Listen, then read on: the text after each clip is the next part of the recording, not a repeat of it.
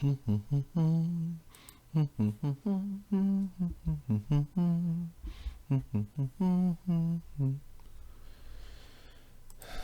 20 years ago, I can still vividly remember that copy of Nintendo Power magazine that I had with a little mini magazine in the back called what I thought at the time was pronounced as Pokémon Power. And this little 6-issue mini magazine that was for, I think, subscribers only was my gateway into something that that I would love for 20 years, for over 20 years. I can still vividly remember seeing the most of all in the very back of this little mini magazine. It was in what I believe people call an animanga of the second episode of the anime series, which consisted of just screen caps of the episode, just sort of arranged into a comic format. And, I felt like I'd never seen anything like it before, and I didn't fully comprehend really what it was, but it was enough to intrigue me. Like, I didn't even understand how, the world worked or what the video game was like or really anything. But already, like, it made an impression on me. And one morning, I was watching TV.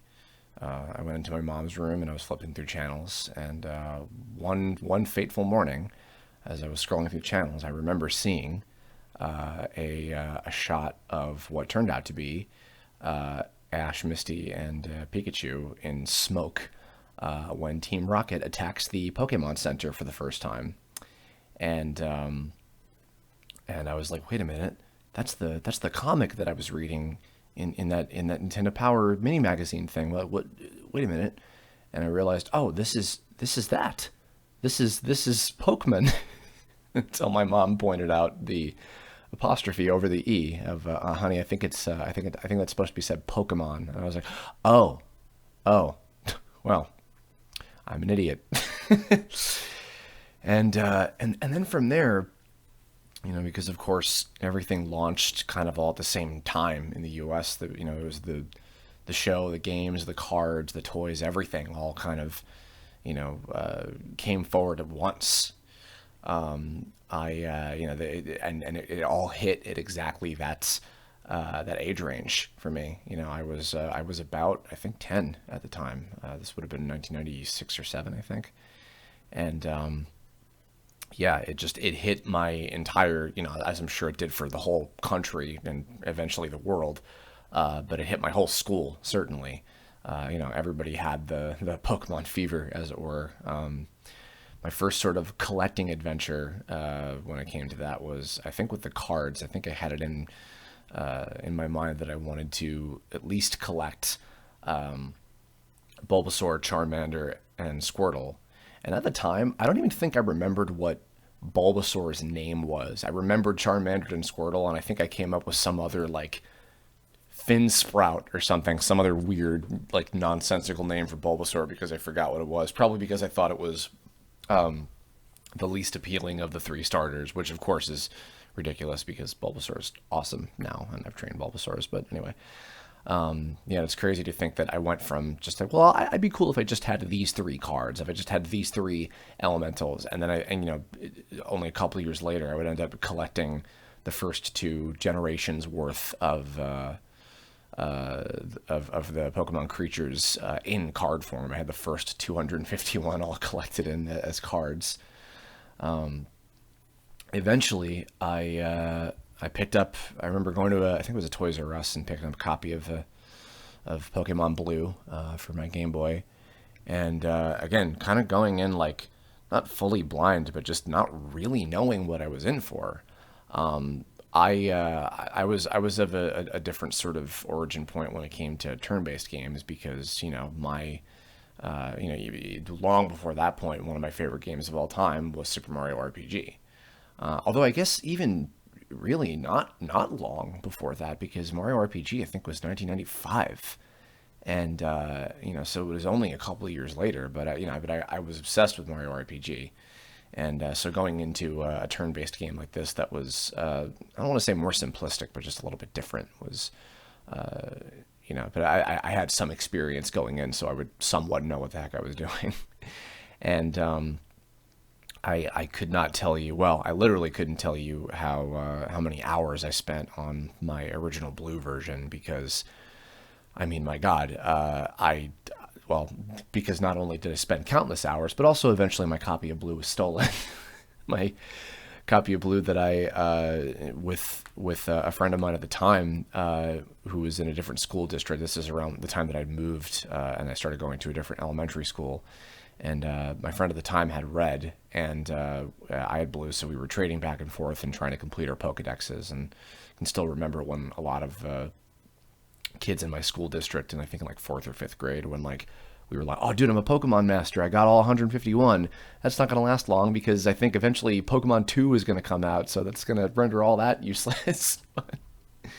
But once I really delved into the world, and also of course when I was kind of at the same time following the anime, and this was still when it was on syndication and on weekday mornings. WB didn't exclusively have it yet at the time. It wasn't until a little bit farther into the first season, or first generation, I guess you could say, because the first season of the show is a little difficult to determine because it's like a lot of episodes. But I just became absolutely entranced with this world, and yeah, I mean, kids love animals. And, I had a lot of pets by that point. I think I'd gone through like 3 different cats. I had dogs when I was really young, so I did love animals. And, I was big into collecting. I collected plushies. I was already a huge Nintendo freak, obviously. And and it's funny because knowing that, especially that the gotta catch 'em all aspect of it was an American creation, which a while back when I interviewed Michael Hagney, he mentioned that the producer from 4Kids is the one that came up with the "Gotta Catch 'Em All" tagline. For as much as that factor of Pokemon is, I guess, in some sense, still a big staple, because I mean, for Pokemon Go, which I've still never played. The collecting aspect of that is still a huge deal for people. And I've met a few folks that even like as each game comes out, they will continue to try and complete their entire Pokedex, like in each game, which I don't think I would ever have the dedication for. But it's really impressive that's even still a thing that people hold on to. But when I was kind of enveloping myself in just the craze of it all, and becoming like this big, expert of all Pokemon things, and again, this was the era where every kid was into it. So 4th and 5th grade in particular, which I think that was 98 and 99 for me.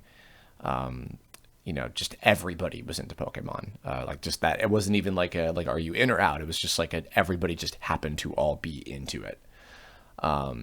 And one of the things that I guess I sort of capitalized on in some sense is I became this kind of master of ceremonies unofficially when it came to because again, we were kids and we played pretend a lot in recess, of managing everybody's pretend Pokemon teams.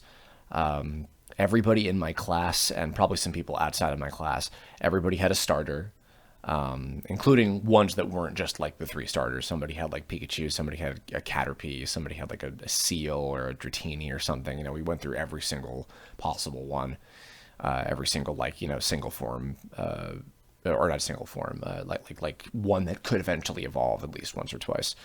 So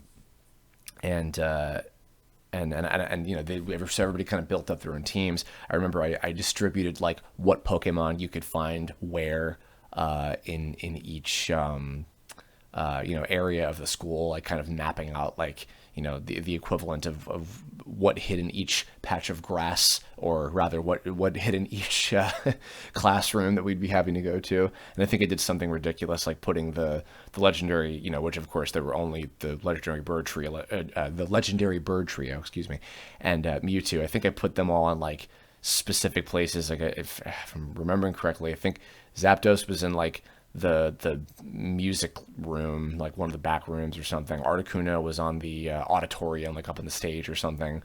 I cannot remember where Moltres was, and Mewtwo was in the principal's office. It's so ridiculous. I think there's one kid. I think he had Charizard as his eventual starter that he developed from his imaginary Charmander, and he was like I think he was kind of declared like the super strong, like ultimate. He was like our champion trainer, like just the super strong, really skilled player. I think he was also really good at the games or something. That might have been like the basis for that or whatever. I don't know. And I remember actually that kid, his name was Sean, I think. He was the one who was also like, you know what? I define what being a Pokemon master is something different. I don't think it is necessarily catching all 151 Pokemon ever.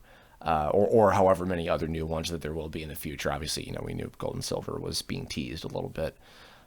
He was like, to me, it's building a strong team and having like a specific set of Pokemon that I really care about, that I really bond with, that I really want to have, a great experience with and everything. And I never forgot that, because that was kind of true, for all the guff people were giving, Ash in the show at the time about like, oh, why doesn't he catch all these Pokemon? Why doesn't he do this and that? And it's like, well, because that's not actually what it's about. The gotta catch them all thing, as much as it's, it is a fun aspect of the games and just the whole franchise in and of itself. I certainly, enjoyed that aspect of it. It's also not really the point. And and I was reminded of that through the show, and especially as the games, having played Sword and Shield, within the last month or so, and seeing how much with each game progressively, how much the show continues to influence the games, and they're kind of becoming more and more synonymous with each other in terms of like I think the things that matter, which on one level is the story. I think that the stories get more and more in-depth and complicated, and the characters become more interesting and have actual development and, become recurring. You get more attached to them beyond just like, oh yeah, they're just cool and they're in this one scene and then I never see them again, But also the bonding experience, the social aspect of it in some sense. When it comes to your relationship with the creatures, it's like, caring for an animal. I think at its most basic kind of level of appeal, I think that that's what Pokemon is maybe more about than anything, is creating strong bonds with nature and with not even just necessarily animals, because obviously there are lots of Pokemon that aren't based on animals necessarily. But I think I think seeing the level of care you can put into like that the creators of the games have put into how you can put care into your Pokemon that you capture, with stuff like the Pokemon and Me thing, and like even before that, like the contests, like the grooming and kind of stuff that teach them tricks, and now the campsite thing, which I never actually, believe it or not, for all the time I spent in Sword and Shield, I never really tried it. But the fact that like it was a thing at all, and the stuff I was seeing of it, it was like, oh, this is really cool. Like, I remember in one of those old DVD commentaries of one of the Pokemon movies that I used to listen to all the time for some of the early movies. I remember the producer and director were talking about like what is it about Pokemon that that the kids love so much, and the director was jokingly talking. This led to one of the animations I did years later for one of the Nintendo collab things on Newgrounds. But the Pokemon are sort of like animals, and they have superpowers, and the kids control them sorta, but it's like, so it's like having superhero animals that you can control, which would be nice, which on some level is not only funny, but is, I think, also has some truth to it. But the other thing was the producer, and this is the guy who came up with the "Gotta Catch 'Em All" slogan for the American marketing. Was I think that the reason kids love Pokemon so much that maybe they can't fully describe is that they wish it was real. They wish that they could, go out and have these adventures and do these things and, have these experiences. And they, they wish they could do that. And I can certainly remember, I mean, I don't necessarily know if I would, if that were a thing, if that's the type of path that I would want to walk necessarily. But, I can certainly remember as a kid, probably before I had a firm sense of what it is that I wanted to do with my life, I certainly had that dream of, God, how amazing would that be to, like, travel the world, with a group of friends and, like, do this cool competition kind of thing and like have these amazing experiences all over the place or whatever, as if nothing goes wrong. Or then when things go wrong and then we somehow, even though we're 10 years old, we fight evil criminal organizations and and especially in later ones, save the planet through very remarkable means. And I think that seeing how much the games in particular have evolved with between Pokemon Go, with and also the social side of with other people. Like when I always think about like the Pokemon centers, like the actual the ones in the Pokemon universe, not the stores, obviously, where these big places for trainers to sort of gather and convene together and everything, and there's not just battles, there's conversations and sharing experiences and etc., and you make friends that way and etc. I think that even though like that's a very lofty kind of fantasy sort of approach of how that goes, excuse me, I think I think that some aspect of that has kind of bled into the real world more and more over time. Because when I was a kid and I was in that era of when everybody was into it, it was something that immediately allowed me to bond with like virtually everybody in my school. And eventually the truth was, and I succeed that this is the case, is, the truth was that I went overboard. I was really obsessed with Pokemon to the point where I was annoying people about it, and then eventually, not as if I caused this, obviously, but eventually, as this happens with kids, when they grow out of stuff and they move on to something else, then, and also, maybe it's different now. I don't know how different it may or may not be, at this point in this, because this is 20 years ago, literally at this point. It's when kids get older and they think like they're too cool for something anymore, then they kind of scoff at it. So because I was the one who was sticking around with it for so long, I became the kid who was too obsessed with Pokemon, and so I went from I don't want to say like, oh, I was so popular and everybody, whatever, like just, but I was very sociable with everybody, because I'm a pretty outwardly social person, like generally. But the fact that I went from that to then people were picking on me and making fun of me for being obsessed with Pokemon and being really annoying about it to everybody is really what it really came down to, and I became an easy target. But also, in the midst of that, what happened was I was able to find a group of people that I got along with and who were still just as into it as I was. And we also knew, like, yeah, even though we love Pokemon and we are obsessed with it for what that extent is, we also know it's not our lives. Like, there's more to everything than just this. We like it all. So that was that was something that kind of was eye opening for me, because it was a tough time. I can still remember, like, I think for a long time I would always say 1999 was probably one of the toughest years of my life, just because that was when I really started to know what it was like to get picked on and made fun of by like a lot of people. Because when you're a nerd of any kind, even the Pokemon side of things, removed, like that's tough to deal with. But not only did it eventually, made me stronger to deal with it in the future. But I had clarification. I had clarity on who my real friends were at that time, and the people that I had an understanding with, and who understood me, and who would stick with me, as things carried on. I was really, even back then, I was really grateful for that, and even if I didn't really fully comprehend it. And then it's funny because the years passed, and of course Gold and Silver, I was all aboard the hype for. Ruby and Sapphire, I kind of fell out of love with a little bit. I was still following it, because funnily enough, I would still, despite the fact that I never finished my original copy of Ruby for GBA.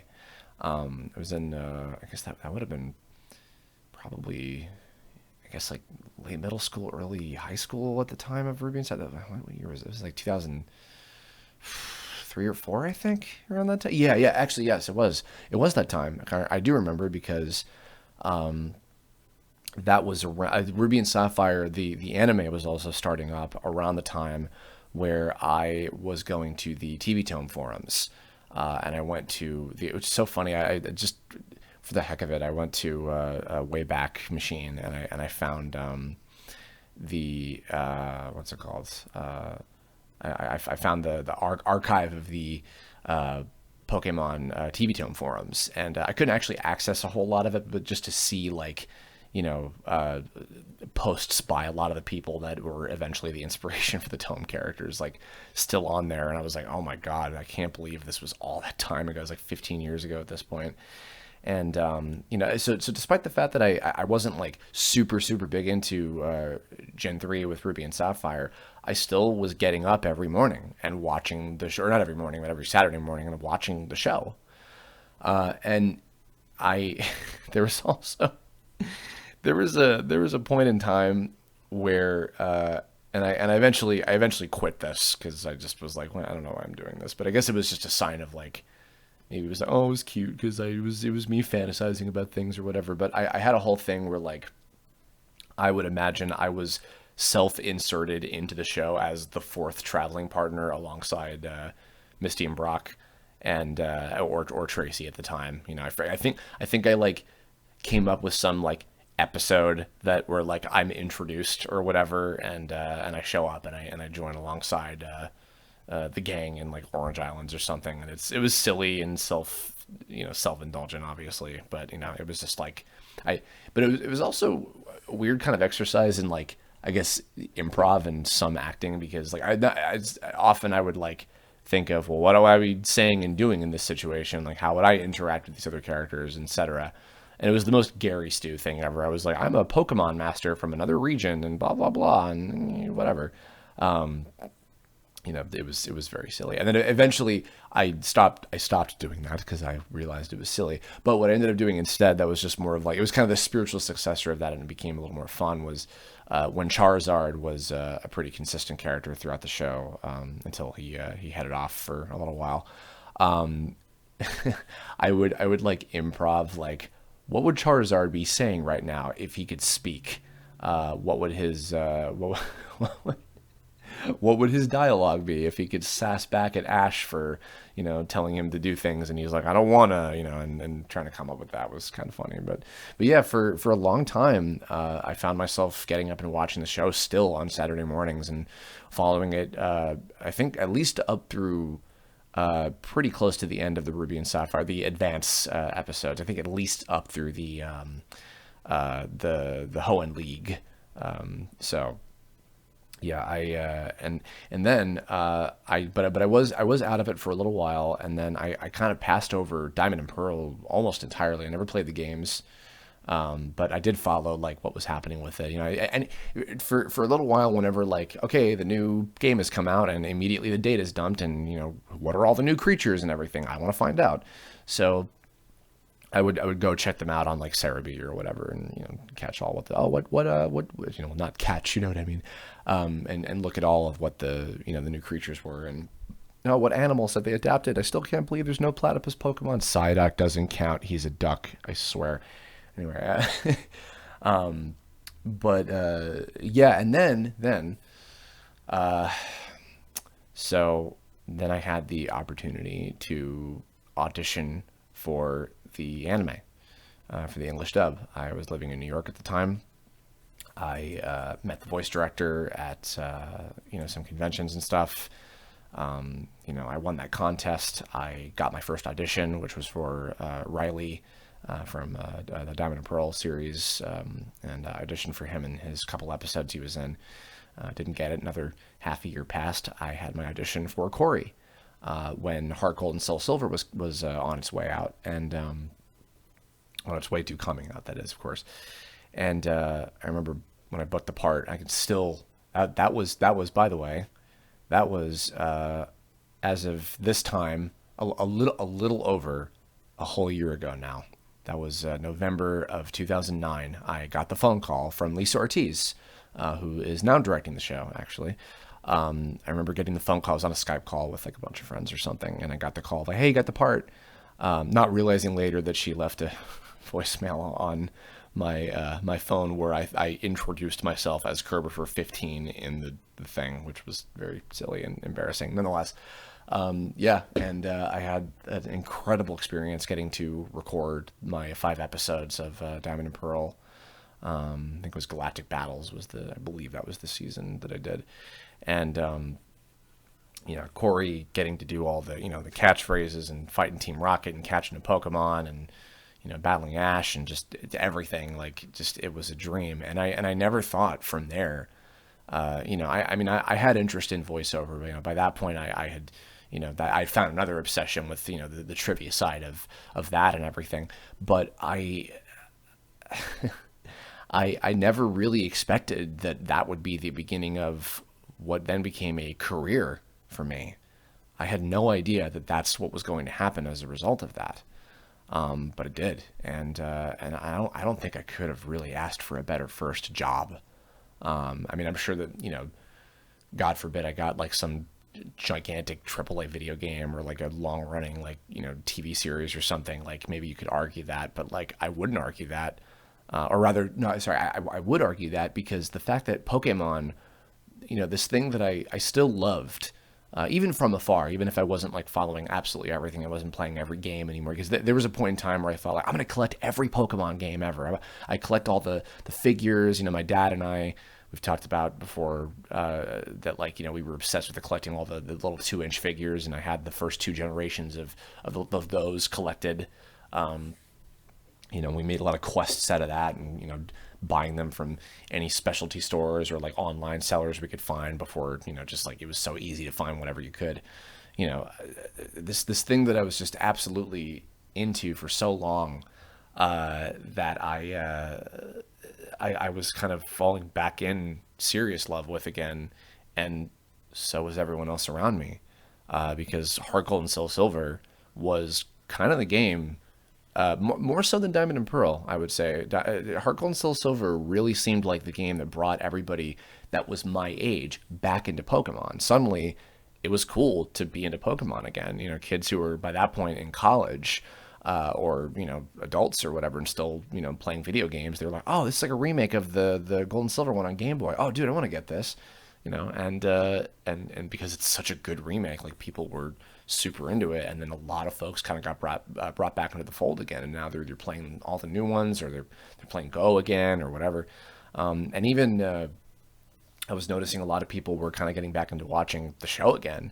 That was much more of a niche thing, obviously, but the fact that like people were kind of aware of like what was going on with like Team Galactic and Hunter J and all that. And even, a lot of my friends, they watched my episodes when they aired a few months later. I think it was March of 2010 was when they aired.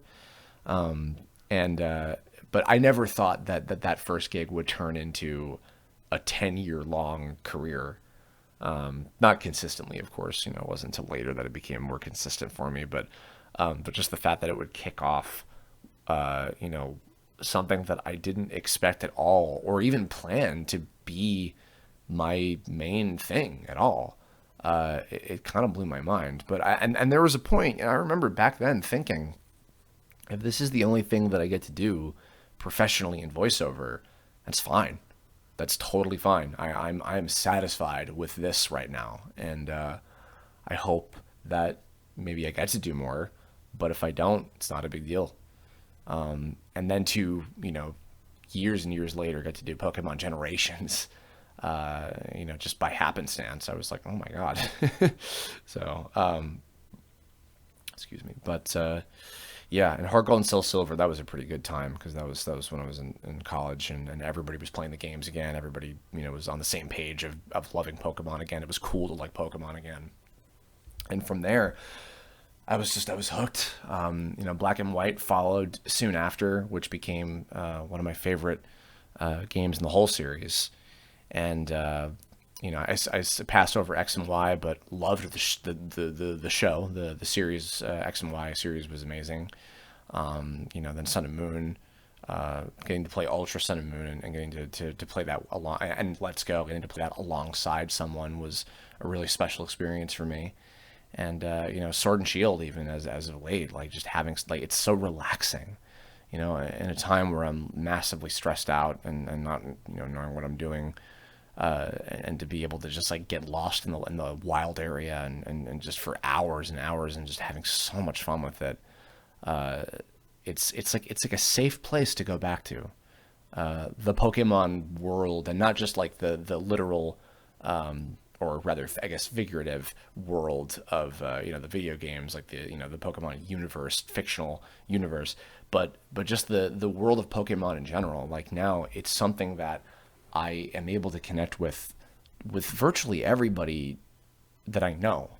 It's something that it's like a language that everybody speaks. Like, because in some cases it's like, oh yeah, I'm into comics. Oh, I'm into, animation in general. I'm into video games. I'm into anime. But Pokemon is just this thing that crosses. It's a universal language that's like, I remember one guy once made a joke about how, like, you could go to like a third world country in the middle of like anywhere and show them Pikachu and they'll know what Pikachu is. Like, it's pretty incredible. I mean, Pikachu in and of itself, I have a lot of appreciation for Pikachu as a character, just for how iconic it is. And, and the other thing is I found too, for when I did eventually, I was saying earlier, I didn't know 100% what I wanted to do with my life back when Pokemon first came out. I was kind of on my way to figuring it out. But I think that Pokemon really helped sort of light the way for a lot of my creativity. I was creating characters and stories for a long time before that, but actually, now that I'm thinking about it, even in Balancing Act, which has been like my oldest IP I've ever had, the first incarnation of this there's a point to this. The first incarnation of that, the characters were literally just me and a bunch of like different versions of myself as a Power Ranger team, like a group of friends, because I didn't really have very many friends when I was a kid, because I was loud and annoying and I pushed people away and nobody really wanted to hang out with me. And by the time I found out who, like, the friends I could connect with were, and then suddenly I was able to start making, characters based on people that I knew, that I was friends with, and even to an extent with Tome. I mean, most of the Tome characters were based on people that I knew, specifically from the Pokemon TV Tome forum. So in that sense, Pokemon has had this huge impact on just about every aspect of my entire life, creatively, socially, developmentally, and even in how it has and has not. I mean, like, when I found out years later that I was really close to being Clement on Pokemon X and Y, the English dub for the series, that was like, wow, man, that would have been incredible if that happened. But at the same time, I wouldn't have moved to LA. My life would have been completely different for those 3 years that I did the show. It would have been a totally different experience. It would have been a great experience to do that. And to like be able to save up more money and get the experience of being a lead in a major mainstream series that a lot of people were seeing, a lot of kids were seeing in particular. That would have been an incredible experience. But when a couple of years later, I was watching through the show, and kind of listening to Mike Luccio's performance on Clement when there's the big battle between Ash and Clement, kind of midway through the series, I was having that moment of clarity again, where I was like, wow, my life would have been totally different if I got that job. So even in how it didn't impact me, it still impacted me in a huge way. But yeah, it's just it's always there. It's something that I never want to see die. It's never a franchise that I want to see fade out. Because and you know, and even like, you know, when I get sad about if people are like, you know, harsh about, you know, this and that about the show, or, you know, people complain about this and that with the video games or whatever, the only thing it makes me sad about is that I just want everybody to love Pokemon. I want it to be, and you know, maybe even from a selfish point of it's something that I like so much, and I love seeing everybody else like a lot too. But also, you know, it's something that I think makes people happy. It's something that I love to see within just our society as a whole, as the world. Like, even though at its core, it's at its core it makes, you know, it's a giant, you know, multi-billion-dollar franchise that's a money-making machine. Like, you know, there's no denying that. Of course, it's still at the end of the day, it's a business, and you know, the Pokemon Company being formed to, you know, oversee the myriad of different things that come with it. Like, yeah, of course, and I fully respect that. Especially just coming from a creative standpoint, like I get it. But I but at the same time, like, it's something that I think has kind of a bit of magic to it, you know. I remember that one time that I saw, this is kind of off topic, but when I saw Charles Martinet, you know, interacting with kids as Mario, like, and they're really talking to this character, this guy, this actor who's in character the whole time, and he's like, you know, he's got this 3D model moving around with mocap or whatever, and interacting with children for hours on end. I see that and I'm like, that's magic.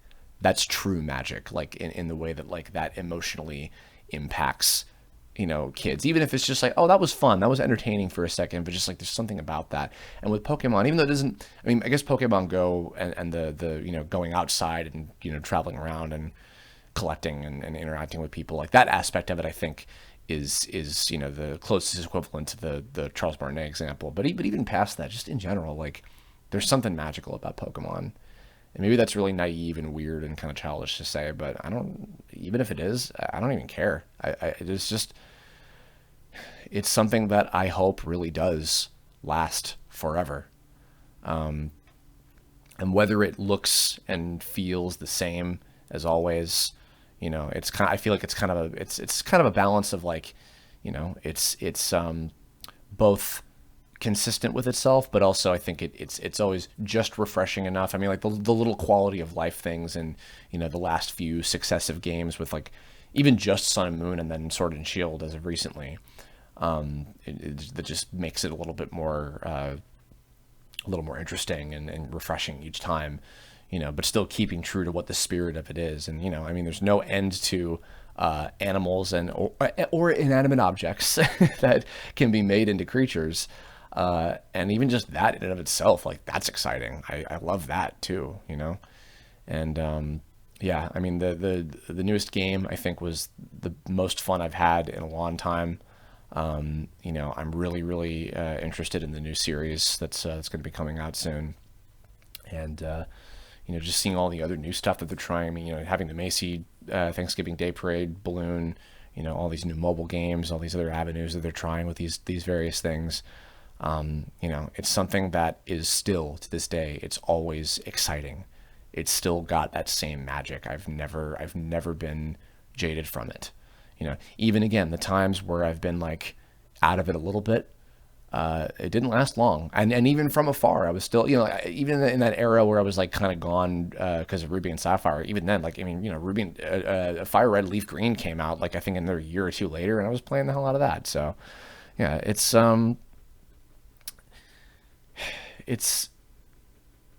that's what Pokemon means to me. It's something that has impacted my entire life, my now 31, close to it, years of existence. Well, I guess the 20 something of those 30 something years that have that it's existed for. It has left such a massive impact on my life, and I think it probably will continue to. And because I always look to it for just joy, just pure unadulterated joy, and not just for myself, but just for the world. you know, just to see how much it makes people happy, kids, adults, you know, anywhere, everywhere, all over the world, forever. That's something that I hold great value to. It's something that I aspire to, you know, to see that level of positive impact on people is truly something commendable. And, you know, the fact that it all started with Satoshi Tajiri just, you know, collecting bugs and being a weird kid that was obsessed with video games and making his own, you know, magazine, and then eventually getting into making his own video games. And then, you know, to see where we are now with it, you know, over 20 years later, it's incredible. So it's, yeah, it's been a crazy 20 years that, you know, 20 plus years that, you know, this journey I've been on has, you know, with the Pokemon franchise has kind of shaped up. But, yeah, as I reflect back on just sort of everything in my life in those last, you know, 20, you know, 15, 20, 30 years, whatever, you know, Pokemon's something that has kind of always been there for me. I think it probably always will. I certainly hope it always will, and I hope it's always there for everybody else too. It's something that, I think deserves maybe more credit than some people still give it. But at the same time, it gets, you know, plenty of the credit that it deserves because it's something that is truly special. So thanks for listening. Hope you all have a very happy holiday season and a happy new year. Take care.